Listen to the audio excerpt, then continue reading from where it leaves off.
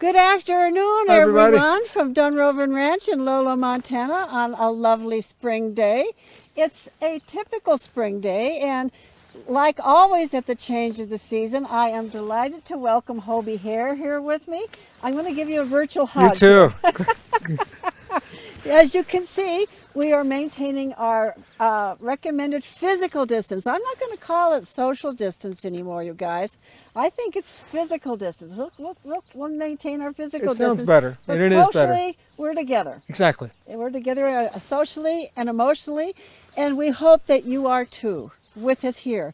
We're really wonderful, glad to have all of you here with us during these challenging times. And it's a time for us to support one another, and we really appreciate and feel your support, and I hope you appreciate and feel ours as well. Thank you. I was about to say, Hobie, that it's a typical Montana spring day. And James, maybe you'll take the camera and just glance over towards the mountains, and we can talk about springtime in the Rockies a little, if you don't mind, Hobie. Do we see a hawk? Yeah, there's a very large hawk kind of above Lolo Peak, circling around right there. You see it, it's like right above the red barn. Yeah. Coming back in. It may be an eagle.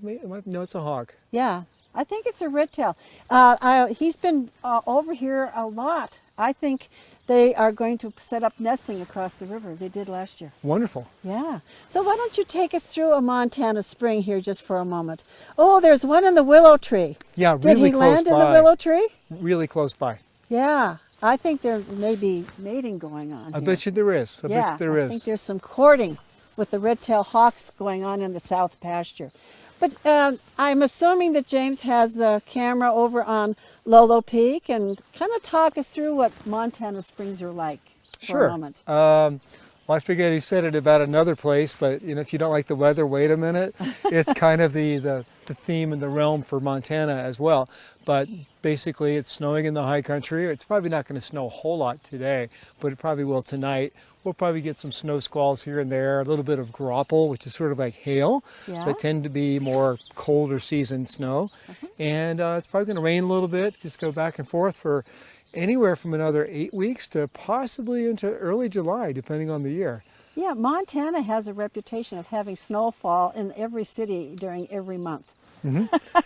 It's kind of fun. I mean, often I talk with my husband Eric, and we realize that sometimes the best, nicest weather the whole first 6 months of the year is the last week in February to early April. And then it seems to start getting cloudier, and we get the monsoon a little bit in May, June, most years. And when we don't get it, that's when we're going to have a bigger risk of a fire, or fire season, I should say. Right. So at any rate, the clouds are passing through, the sun is coming and going.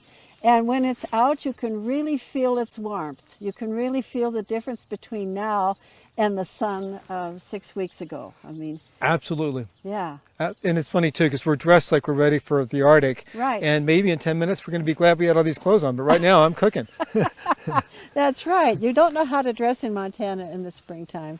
At any rate, we very much appreciate your being here to celebrate spring. And as we said in our post, this is a spring unlike any other. I know that many of you are confined to places in urban areas, and one of the things that I most love about having Hobie come here is he has really perfected the concept of taking you outdoors, even if your feet are indoors and in a very small room.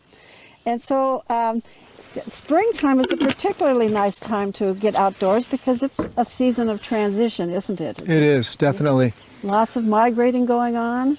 Migrating, some animals that have been living at lower elevations are beginning their movement back. I haven't heard of any grizzly bears or black bears yet coming out of hibernation, but I wouldn't be surprised that either male bears are coming out or females that did not have cubs might be emerging soon, depending on what the next couple weeks look like. Yeah.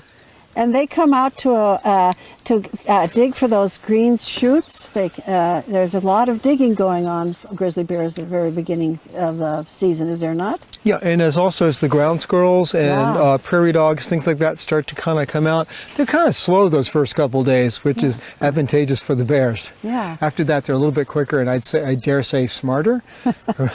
Yeah. At least I like to think that.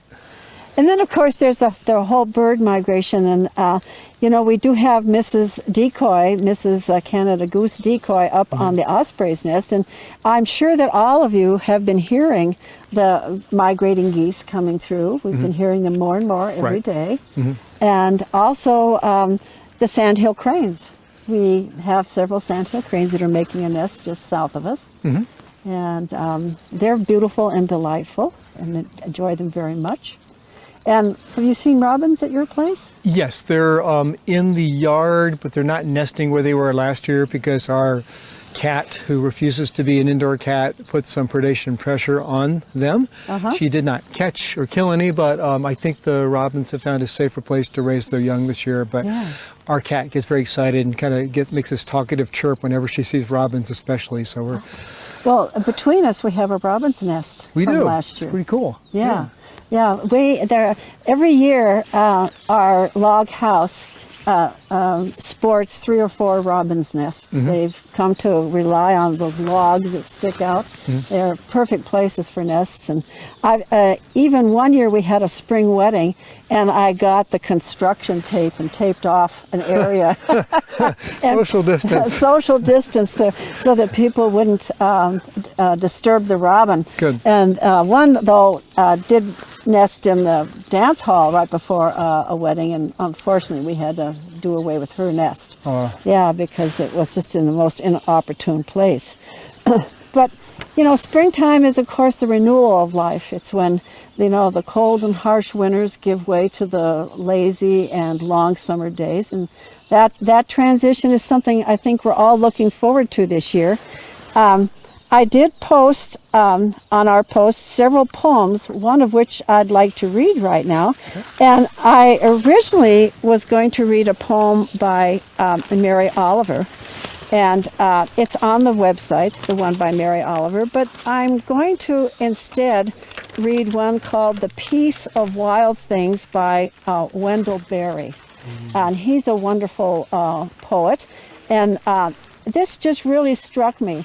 If you've been watching our web cameras, you will notice that this weekend, my husband Sterling put up 2 new bird boxes. We're hoping to attract some wood ducks. Oh, nice. Yes, they're so beautiful. And we've been told that wood ducks take a couple years to, you know, figure out that the box is there, and that once they come, they will continue to use it. Last year we had a swallow use one of them, and that, you know, that was wonderful. We had a good time. But Sterling's putting up those wood duck boxes got me to thinking about wood drakes, which are so gorgeous. They're just, you know, the paint by color duck of North America.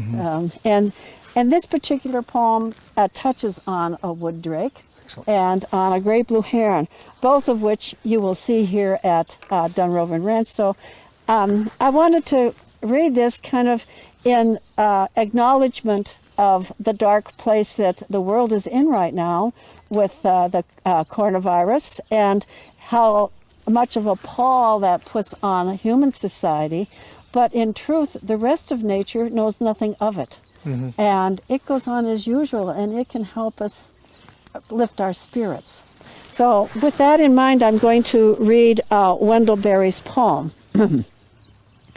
When despair for the world grows in me, and I awake in the night at the least sound, in fear of what my life and my children's lives may be, I go and lie down where the wood drake rests in his beauty on the water, and the great blue heron feeds.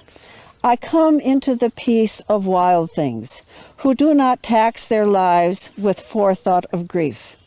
I come into the presence of still water, and I feel above me the day-blind stars waiting with their light. For a time, I rest in the grace of the world, and I am free. And that is so true.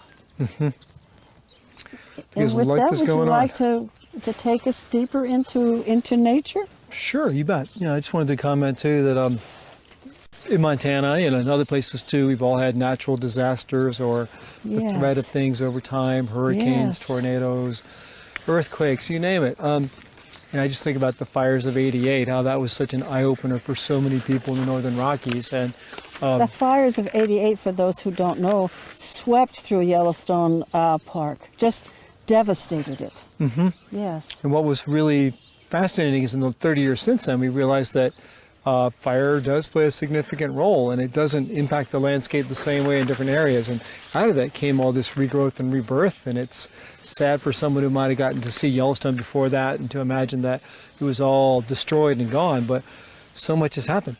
Yes. And we've learned so much about fire, and having been someone working in Yellowstone Park year-round, one thing I've noticed now is when people come to the park or they come to the American West, it's no longer the scary thing that it was. You still have to be mindful and wary and cautious, but it's almost like I don't know, we're doing a different kind of dance. We're learning how to live with these things, and I'm not saying just cave and, you know, be Pollyanna, but I think we're maybe rediscovering how to engage with the natural world where we're on equal footing with each other.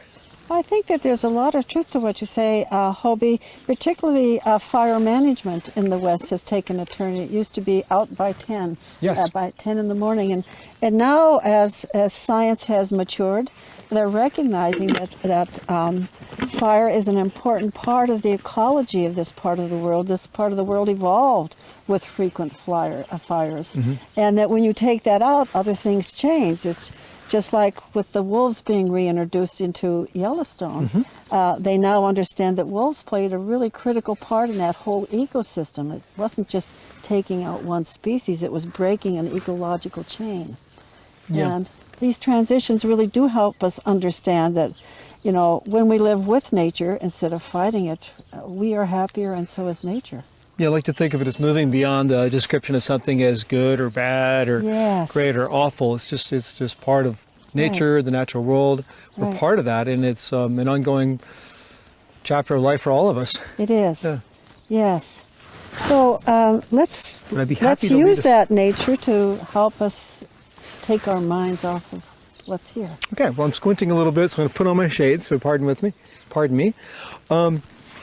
Yeah, I'd like to begin by saying that there's a famous philosopher, he's been gone for many centuries, named Lao Tzu, Tzu, and he said that nature does not hurry, yet everything is accomplished. And to me, that's been my mantra for a while, especially this March, Yes. where it's okay to slow down and what's important will still get accomplished. But today I'd like to lead you on a meditation celebrating spring and the importance of transitions and transformation and change.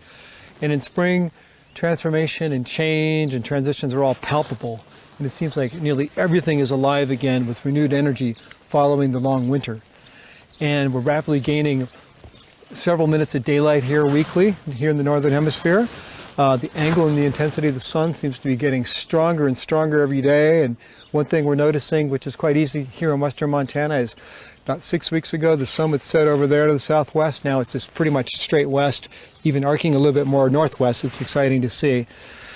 But just think about these longer days where you can be outside without your mittens on and your severe gear. And it's time for rejuvenation and celebration. On some days we might be able to leave open our doors and our windows to let some fresh air and breezes in. For welcoming all the returning birds, the returning first flowers and budding bushes of the season. And spring is just a really great time to just appreciate being outside no matter where you are and enjoying the gifts that the season brings, because it's happening so fast and it's changing so fast. But take a look around Dunrovin with us. Notice these beautiful mountains, this beautiful farmland. Jewel, the senior dog, resting and relaxing in the foreground. And think about just all the colors, all the tones, all the hues. Notice that the dance of light and the shadows and the clouds are playing all around the landscape as it's snowing in the high country. And for the moment, it's pretty nice right here at Dunrovin Ranch. But we're home here. We belong. We're part of this interdependent, dynamic community. So before we get into our meditation, let's close our eyes for a moment if it's safe to do so. Let's take a couple of deep breaths together. So inhale. Exhale. Let's do it 3 more times.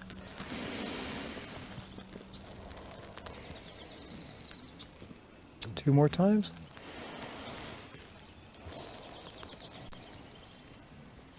One more time.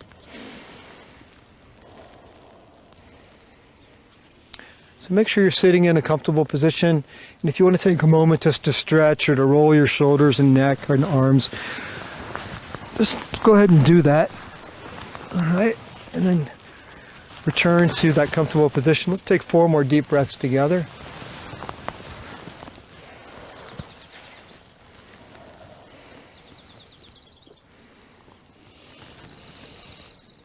Two more.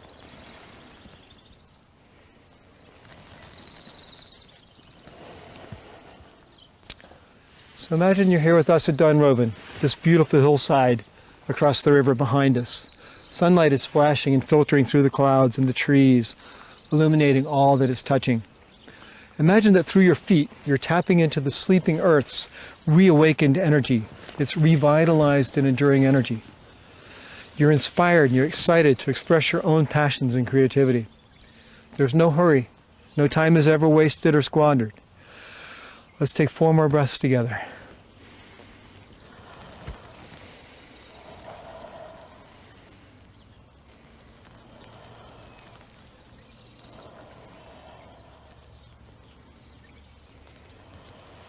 So imagine energy from deep within the earth running through your feet, up your legs, on your hips, all the way up to the top of your head. Imagine this energy from deep inside the earth running through your feet to the top of your head. Then slowly this vital energy is flowing back down into the earth, pulsing out and in, back and forth like a heartbeat. So breathe in spring's energy and vitality. Breathe in the sounds, the breezes, the fragrances carried in the air. Breathe in the renewed, recharging energies of spring. Breathe it all in and out, back and forth, in and out, and back and forth. When we're still and when we're aligned with the energy of spring, we're clear, we're more focused, we're more grounded like the earth itself. We're more present in the moment. We notice and remember that all winter, when things seem to be so still on the surface of the earth, life has been quietly and patiently growing for this moment, preparing for the inevitability of spring. As human beings, we're also dynamic, just like the earth itself. We're always changing and growing over the seasons. We can live purposefully, without forcing, without straining, without hurrying, or trying to do anything particular. We can live an unhurried life. We can be comfortable with, and we can trust in the unknown and the unknowable. Let's take 4 more deep breaths together. Breathe in and out. Breathe in and out. Breathe in and release. Breathe in and release. Know that you can be connected with nature at any time, in any season, here at Dunrovin or anywhere your feet are. So we're going to breathe on our own now for a few minutes and enjoy all that we're receiving and experiencing today. In a few minutes from now, I'll bring us back by saying that we're going to come back at the count of 3. But in the meantime, breathe in, breathe out, and enjoy. Spring in Montana, spring where you are.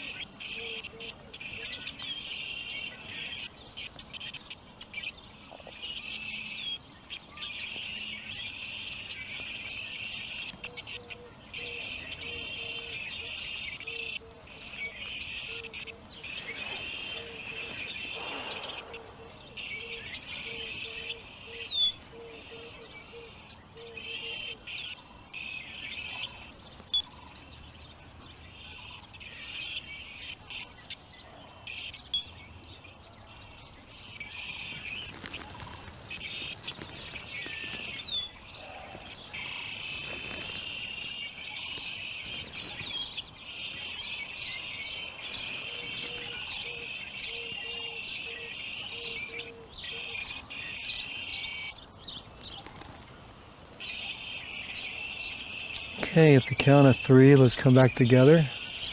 1001, 1002, 1003. Let's open our eyes, come back together, knowing that nature's gifts are everywhere all the time. And all we need to do is slow down and be present and be willing to release what keeps us from being here now. So let's keep ourselves open to the gifts that nature freely gives us in the springtime and all times of our lives, no matter where our feet are. Yes. And how wonderful to hear the sandhill cranes. I was just going to say, if you don't have the Nest audio on, you should turn it on. We do have some sandhill cranes that are cackling. Would that be the right? I don't know, but it sounds good. Trilling? Chortling? I don't know, but it's very distinctive. Singing. Singing. Celebrating. Celebrating. Such magnificent creatures. They're gorgeous. Gorgeous. Well, let's just take a moment and listen to them. If you can hear them. Turn on the Nest camera. There's somewhere to Suzanne's left to our south. Yeah. If you're able to look in that direction. Yeah.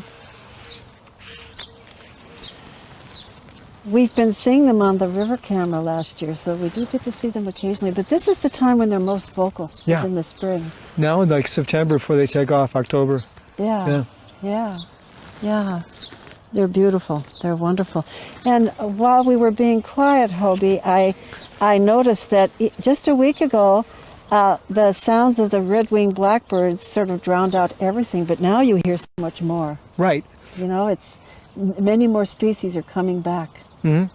Yeah, we're hearing the doves are much more active. Right. We heard red-winged blackbirds, of course, chickadees. Yeah. I heard nuthatches briefly. Nuthatches and robin. I heard a couple robins. And some crows. Yeah. Beautiful, beautiful. Even on a gray day, the life just seems to bloom up, just come up. I like the meditation, Hobie, with it coming through my feet. I could feel it. Good. Yeah, I could feel it. And I want to go back to us being together. I have another poem that I'd like to read to you that I don't know this person. It's something I found on the web, but it really resonated with me as I thought about us being together, all of us, whether we're in the same room or whether we're at the same table and still 6 feet apart, or whether you're on the other end of this web camera and I am on this end.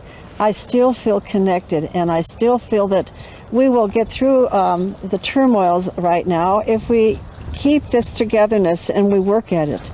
So I'd like to read this poem. It's called Together We're Strong by Adam Phoenix. I don't know who Adam Phoenix is. I found this on the web, and I'm grateful to him for his poem. As time passes, so do we age. Our friendship strengthens. It may falter, but never fail. For we, as humans, we make mistakes. But that cannot blind us to what is most important. Friendship is a bond, ever growing, ever expanding. As it grows, we become closer, never ceasing to learn.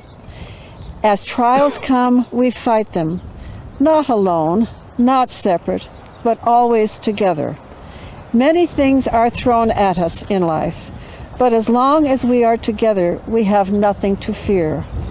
There are battles to be fought, but not alone, nor could we succeed, and foolish it would be to try. For alone we are weak, but together we are strong. For time may cease, but friendship can last forever. Thank you all for being our friends and for helping us get through these difficult times and for welcoming spring. You have more to add? I do. Good. Yeah, I have a haiku from the 17th century from the haiku poet Matsuo Basho, and then after that I'll share a Jack Kerouac poem. I don't know if it's a poem, but it's Jack Kerouac style. But the haiku is very short, so I'll read it twice. Try to plant, as for a child, a little wild cherry tree. Just again, try to plant, as for a child, a little wild cherry tree. And then finally, Jack Kerouac, who died all too young at the age of 47. He lived 1922 to 1969, but I love this. He said, on soft spring nights, I'll stand in the yard, under the stars, something good will come out of all things yet. And it'll be golden and eternal, just like that. There's no need to say another word. I hope all of you can get out somewhere, even if it's on a balcony, or open a window and breathe in fresh air and look out and look up at the sky and enjoy what nature has to offer us. It is there forever, and as long as we replenish ourselves with it, we too will grow and survive and live to love. Thank you. Thank you all for coming and for welcoming spring with us. Many more everybody. wonderful days to come. Goodbye. Happy spring, and we'll see you in June. Yes. We might be at the same picnic hill, we might be closer. Oh, that's right. Hope it's closer. Yeah, whatever it is, we'll be here. Whatever we got, we'll be here. Yeah. Thanks again, everybody. Have a good day. Have a good day. Thank you. How long was that?